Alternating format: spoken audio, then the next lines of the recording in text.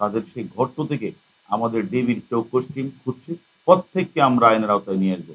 আমরা অনেক ইন্ধনদাতা, অর্থদাতা, অস্ত্রদাতা এবং রসদ দিয়েছেন যারা, অনেককে আমরা আইনের আওতায় নিয়ে এসেছি।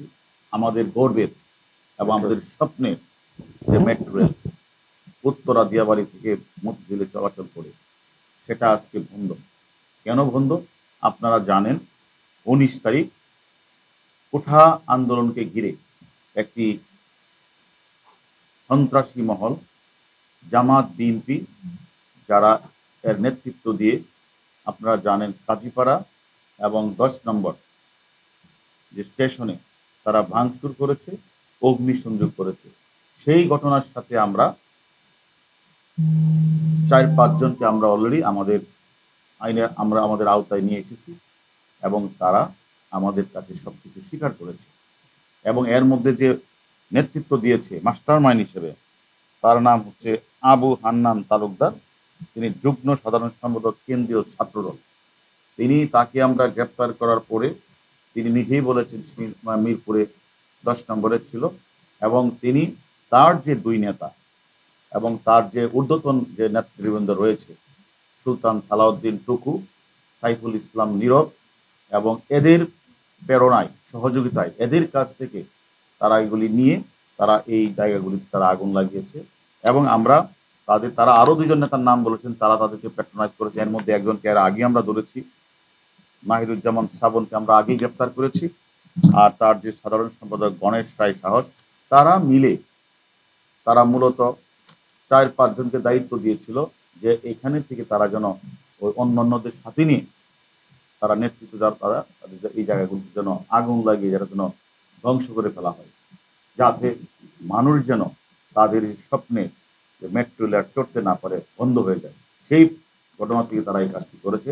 তারা অলরেডি আমাদের কাছে যে গ্রেপ্তার, তার নাম একজন আছে হান্নান তালুকদার, যুগ্ম সাধারণ সম্পাদক কেন্দ্রীয় ছাত্রদল, ইমাম আল নাসের, সাধারণ সম্পাদক হল ছাত্রদল, বজলুর রহমান বিজয়, সিনিয়র যুগ্ম সাধারণ সম্পাদক বিজয় ৭১ ঢাকা বিশ্ববিদ্যালয়, আর ফেরদৌস রোবেল। আমরা জানতাম না যে জাতীয় বিশ্ববিদ্যালয়ে যে ছাত্র দলের কমিটি আছে, সেই কমিটির সে হলো সহসভাপতি।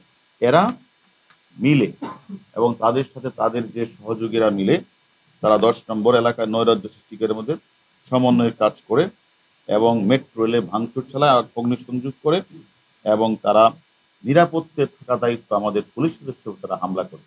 আমরা এই মেট্রো রেলের ঘটনার সাথে আমরা অনেকেরই নাম পেয়েছি, যারা নেতৃত্ব দিয়েছে তাদের এর মধ্যে ৪ জনকে আমরা গ্রেপ্তার করেছি।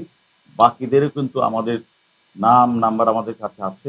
তারা কোথায় আছে সেই লক্ষ্যে আমাদের ডিবির টিম তারা কাজ করছে। আমরা মনে করি, আমরা আগেও বলেছি, যারা রাষ্ট্রীয় সম্পদ নষ্ট করে, যারা আমাদের বিভিন্ন ধরনের রাষ্ট্রীয় স্থাপনা আগুন জ্বালিয়েছে, আমাদের পুলিশ সদস্যদেরকে হত্যা করে ঝুলিয়ে রেখেছে, এছাড়া অনেক সাধারণ পাবলিক যারা আসতেছিল তাদেরকে পুলিশ ভেবে নিয়ে টেনে হিঁচড়ে হত্যা করেছে। এবং আপনারা জানেন উত্তরাতে একজন নেতার পিএস তাকে মেরে তাকেও ঝুলিয়ে রাখা হয়েছে।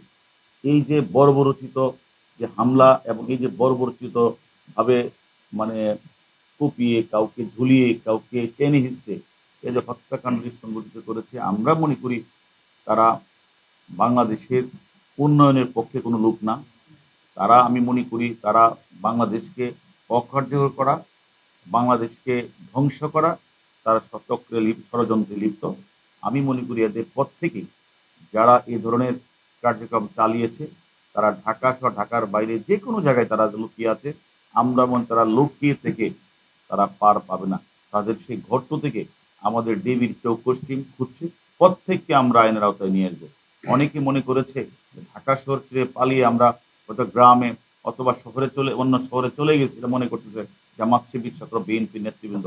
আমি মনে করি সেটা হবে না। যারা ঢাকা শহরে অরাজকতা সৃষ্টি করেছে, ঢাকা শহরের বিভিন্ন স্থাপনা, বিশেষ করে বিটিবি, ডাটা সেন্টার এবং সেতু ভবন থেকে শুরু করে স্বপ্নের মেট্রো রেলে তারা আগুন লাগিয়েছে, আমরা মনে করি মামলা রুজু হয়েছে। আমরা মনে করি সেই মামলায় আমাদের ডিবি টিম তদন্ত করছে। তদন্তের মাধ্যমে যারা যারা এই ঘটনাটা ঘটেছে প্রত্যেকেই তারা কে কি করে সেটা আমাদের কাছে জানার বিষয় না। তাদেরকে আমরা অবশ্যই আইনের আওতায় নিয়ে আসবো এবং আমি মনে করি এনে আপনাদেরকে আমরা পরবর্তী পর্যায়ে আবার জানাবো। আমরা অনেক ইন্ধনদাতা, অর্থদাতা, বস্ত্রদাতা এবং রসদ দিয়েছেন যারা, অনেককে আমরা আইনের আওতায় নিয়ে এসেছি, জিজ্ঞাসাবাদ করছি। জিজ্ঞাসাবাদের প্রেক্ষিতে তাদের সাথে আরো কারা ছিল তাদেরকেও আমরা খুঁজে বের করছি।